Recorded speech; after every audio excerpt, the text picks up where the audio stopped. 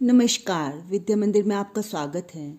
मैंने आपको मैथिली शरण गुप्त जी के कैकई का अनुताप, इसके कुछ पदों की व्याख्या तथा प्रश्नोत्तर आपको बताए थे।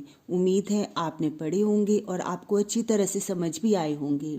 आपने उन्हें लाइक और शेयर भी किया होगा। आप उन्हें लाइक और शेयर करते रहिए, और यदि आपने उसको, मेरे चैनल को अभी भी सब्सक्राइब नहीं किया है तो प्लीज़ इसे सब्सक्राइब भी ज़रूर कीजिए। चलिए अब हम मैथिली शरण गुप्त जी के कुछ अन्य पदों की व्याख्या आपको बताते हैं।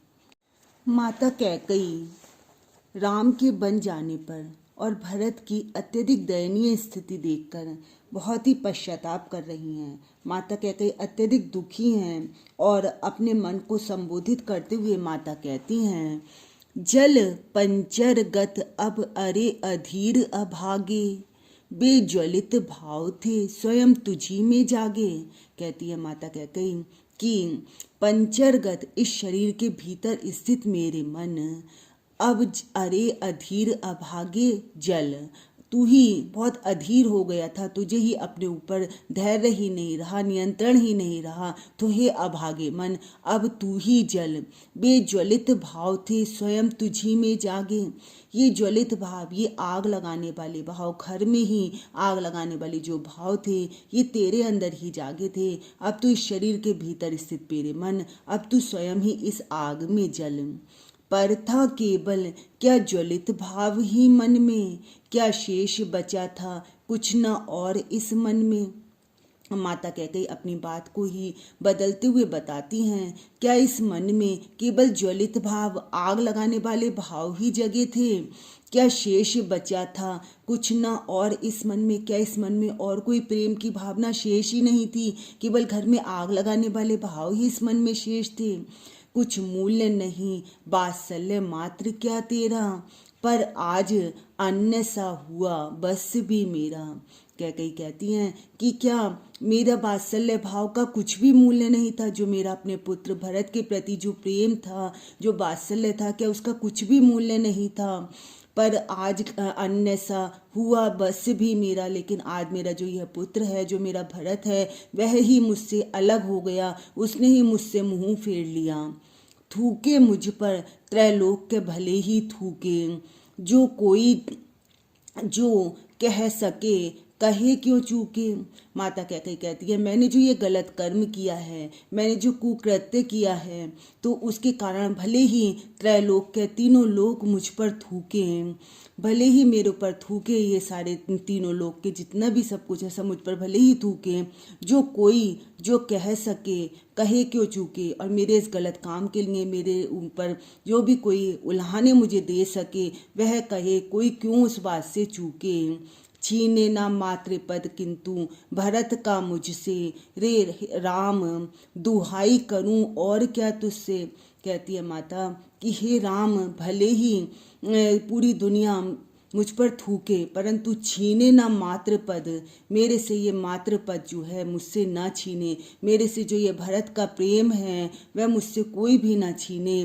दुहाई करूं और क्या तुझसे, मैं तुझसे और क्या प्रार्थना करूं। मैं दुहाई करती हूं कि मुझसे मेरा यह मात्र पद मत छीनो। प्रश्नोत्तर। प्रस्तुत पद्यांश का संदर्भ लिखिए। प्रस्तुत पद्यांश मैथिली शरण गुप्त द्वारा रचित महाकाव्य साकेत के 8वें सर्ग से हमारी पाठ्य पुस्तक हिंदी में संकलित कैकई का अनुताप इस शीर्षक से उद्धृत है। अन्य सा हुआ वश भी मेरा का आशय स्पष्ट कीजिए। अन्य सा हुआ वश भी मेरा, इसका आशय यह है कि माता तो अपने पुत्र से अत्यधिक प्रेम करती है और अपने पुत्र के कल्याण की ही कामना करती है, परंतु उसका पुत्र ही क्रोधित होकर उसे त्याग देता है। ऐसी स्थिति में दुखी होकर कैकई कहती है कि यह मेरा दुर्भाग्य है कि आज मेरी भूल के कारण मेरा पुत्र पराया सा हो गया है। थूके मुझ पर त्रैलोक के भले ही थूके का भाव स्पष्ट कीजिए।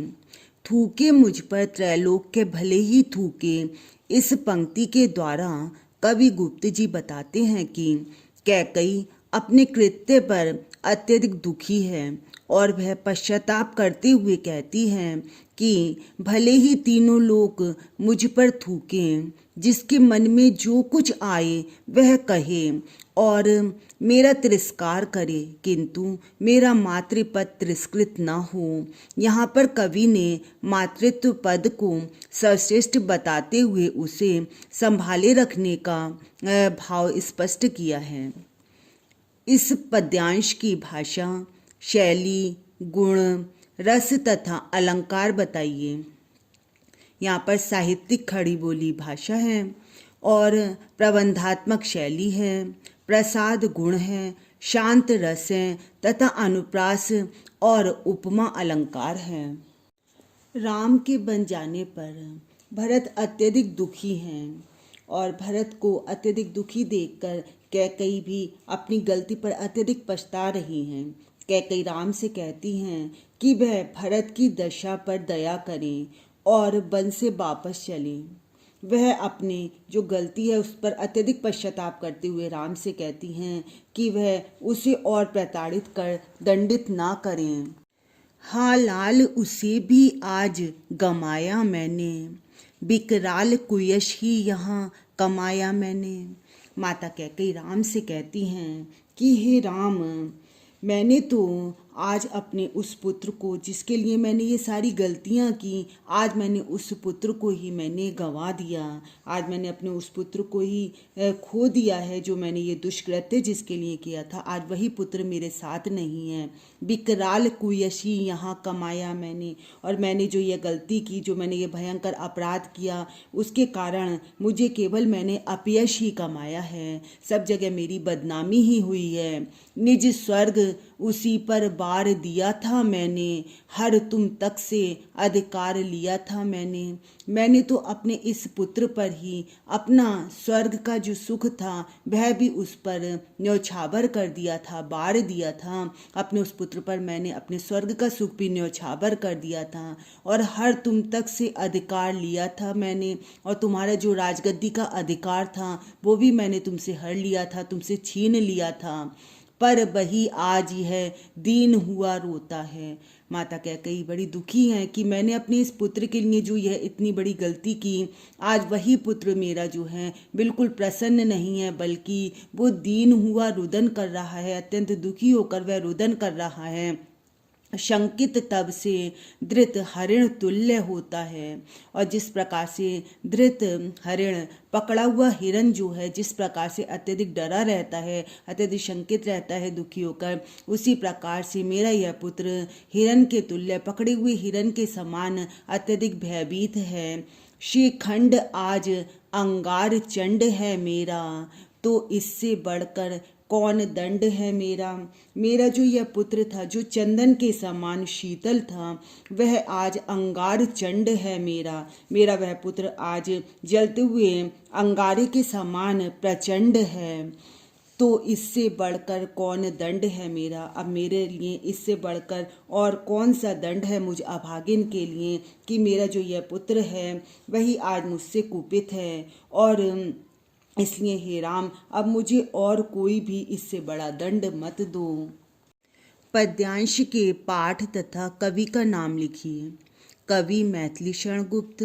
पाठ महाकाव्य साकेत से उद्धृत कैकेयी का अनुताप। कैकेयी ने भरत को खोने के संदर्भ में श्री राम से क्या कहा। कैकेयी ने भरत को खोने के संदर्भ में श्री राम से कहा कि मैंने आज अपने उस पुत्र को भी खो दिया, जिसके लिए मैंने यह कुकृत्य किया है। अपने इस कृत्य से मैंने भयंकर अपयश ही प्राप्त किया है। कैकेयी ने भरत के रुदन और उसके भय के संबंध में क्या कहा। कैकेयी ने भरत के रुदन और उसके भय के संबंध में श्री राम से कहा कि आज भरत दीनहीन होकर रुदन कर रहा है। वह आज पकड़े हुए हिरण की भांति सबसे भयभीत है।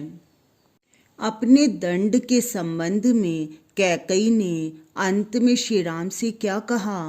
अपने दंड के संबंध में कैकेयी ने अंत में श्री राम से कहा कि इससे बढ़कर दंड मुझ अभागी माँ के लिए और क्या हो सकता है, कि मेरा पुत्र ही मुझसे कुपित है अतः अब आप मुझे और अधिक दंड ना दो।